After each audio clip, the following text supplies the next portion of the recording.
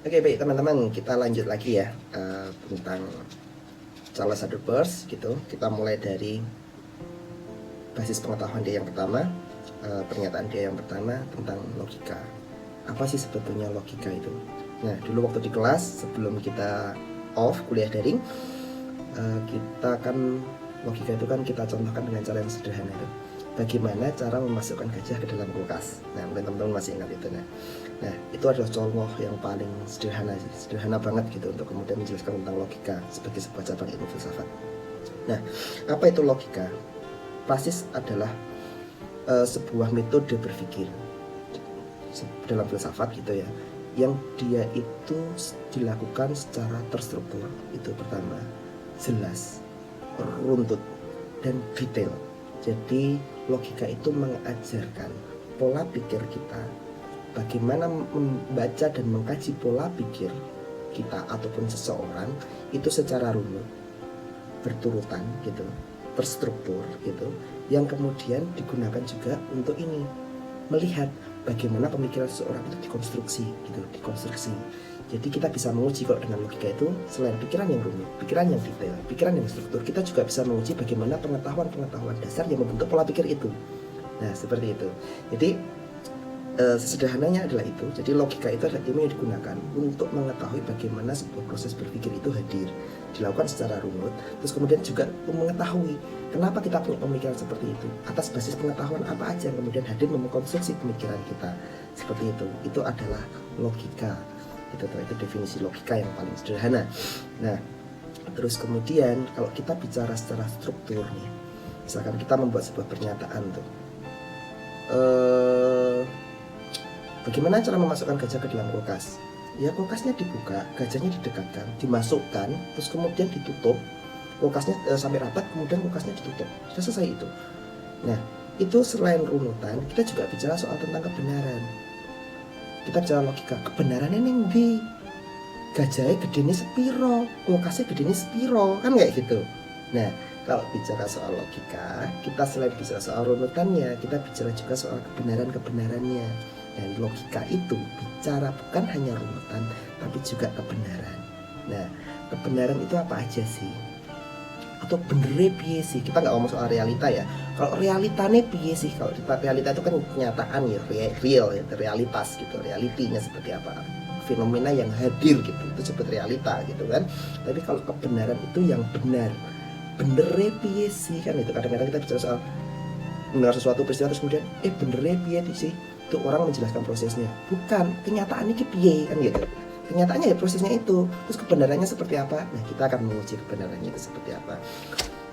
Jadi kalau praktek bicara soal real, istilah praktek, istilah realita, istilah kenyataan itu based on fenomena gitu. Dia based on reality, dia harus ada peristiwanya gitu. Tapi kalau kebenaran itu adalah proses berpikir, dia proses mental gitu, dia sikap mental, konstruksi pemikiran gitu. Nah, oke ya, dia kebenaran itu ya bedanya ya, kebenaran terus kemudian dengan kenyataan atau realitas itu. Jadi kebenaran itu di otak, realitas itu yang nampak lain ya. Oke, baik. Logika itu bicara benar soal tentang kebenaran. Nah, kebenaran itu ada dua jenis gitu. Kebenaran itu ada dua jenis. Satu, yang pertama itu adalah kebenaran transendental. Apa sih kebenaran transendental? Ya, ada dua jenis. Satu, yang pertama adalah kebenaran transendental, yaitu adalah kebenaran yang ada pada objeknya dan dia melekat gitu. Kebenaran itu melekat, real gitu, objektif, dan dia tidak subjektif. Contohnya seperti apa? Contohnya seperti ini. Oke, ini speaker saya ini, portable ini adalah speaker portable. Portable-nya di mana? Dia bisa dibawa kemana-mana. Oke, kebenaran pertama, dia portable. Kenapa? Dia bisa dibawa kemana-mana. Terus kemudian yang kedua, dia apa? Warnanya hitam. Nih, warnanya hitam. Ya, ini warnanya hitam. Kalau ada teman-teman yang mengatakan bahwa, loh, enggak Pak, menurut saya itu warnanya kuning. Andai, gitu kan? Secara eksak gitu, secara eksak faktanya, objeknya, kebenarannya itu memang ini warnanya hitam. Kayak gitu. Bahwa kemudian nanti kita akan bertanya, loh, kan bisa saja Pak warnanya itu hitam sedikit abu-abu dan sebagainya. Iya, realitanya kenyataannya bisa kita cek tuh nanti warnanya di sekitar abu-abu atau apa. Tapi yang kita lihat bahwa kebenaran ini melekat pada objeknya. Warna hitam ini memang melekat kepada speaker ini gitu, melekat pada speaker ini. Jadi kalau ada orang yang mengatakan itu warnanya kuning, ya itu kan dianggap sebagai orang yang aneh itu. Kenapa? Karena fakta realnya ini memang berwarna hitam. Nah, kenapa ini disebut warna hitam, itu asalnya dari mana? Nah, itu tentu akan diuji dengan kebenaran eksak. Maka yang disebut sebagai kebenaran transendental itu adalah kebenaran yang real, yang fakta, ada buktinya dan melekat kepada objeknya. Dia banyak ditemukan di cabang-cabang ilmu eksak seperti itu. Misalkan sederhana daun pohon mangga itu warnanya hijau gitu. Ya fakta realnya memang daun mangga itu warnanya hijau. Itu bahwa depan nanti akan ada yang kuning juga, ada yang karena kepanasan dan sebagainya. Oke lah, itu fakta lain yang mengiringi sebuah proses. Kita ingat bahwa proses gitu toh, realita itu lain dengan sebuah kebenaran eksaknya. Ini warnanya daun itu adalah hijau. Oke ya, jadi itu dulu dipahami. Kebenaran transendental, satu yang pertama, yaitu kebenaran yang ada pada objeknya, dia melekat, dia tidak subjektif, terus dia sangat objektif dan dia berdasarkan kepada fakta yang real, dia muncul dalam realitasnya dan ada buktinya seperti itu. Oke ya, oke, itu kebenaran yang pertama, kebenaran transendental. Kemudian yang kedua, yaitu adalah kebenaran kompleks. Nah, ada transendental, ada kebenaran kompleks. Apa itu sebenarnya kebenaran kompleks? Kebenaran kompleks itu adalah kebenaran yang sifatnya subjektif. Dia muncul dalam pernyataan loh ya, atau omongan lah gitu. Dinyatakan, pernyataan seseorang, pernyataan komunitas, pernyataan negara dan sebagainya. Wujudnya adalah pernyataan, teman. Oke. Nah, kebenaran kompleks ini ada dua jenisnya juga gitu. Satu, yang pertama adalah kebenaran etis atau kebenaran yang sifatnya dasarnya adalah psikologis. Contohnya apa? Contohnya adalah opini. Opini misalkan seperti ini.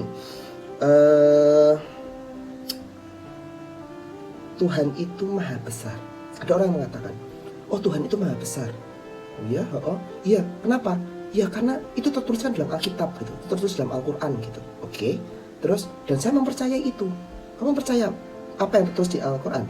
Ya, sebagai sebuah pernyataan. Ya, Al-Quran dan Alkitab itu kan sebenarnya pernyataan-pernyataan ya.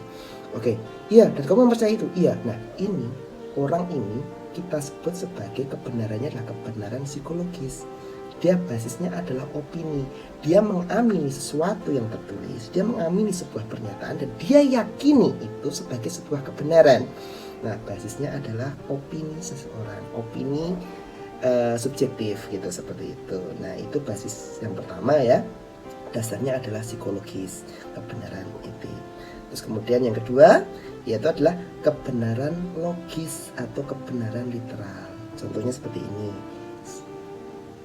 Saya itu percaya bahwa Tuhan itu maha besar. Kenapa? Karena faktanya alam ini sangat besar, sangat luas gitu, seperti itu. Barang ciptaannya aja sedemikian luas, apalagi Tuhannya gitu, apalagi Tuhan gitu kan yang menciptakan, tentu akan sangat luas lagi, tentu akan sangat besar. Nah, disitulah disebut sebagai kebenaran logis, kebenaran literal. Karena apa? Karena fakta realnya itu ada, dan yang digunakan apa? Dasarnya itu adalah rasio, dasarnya adalah akal. Dunia aja segini besarnya, apalagi yang menciptakannya, seperti itu. Oke ya. Jadi paham ya teman-teman. Jadi logika itu yang pertama ada dua, satu logika transendental, yang kedua adalah logika kompleks. Logika transendental itu adalah logika kebenaran yang melekat kepada objek. Terus kemudian yang kedua adalah kebenaran kompleks, yaitu kebenaran yang sifatnya bentuknya adalah pernyataan. Karena bentuknya pernyataan itu dibagi ada dua lagi, yang etik yang hanya diyakini dengan menggunakan opini.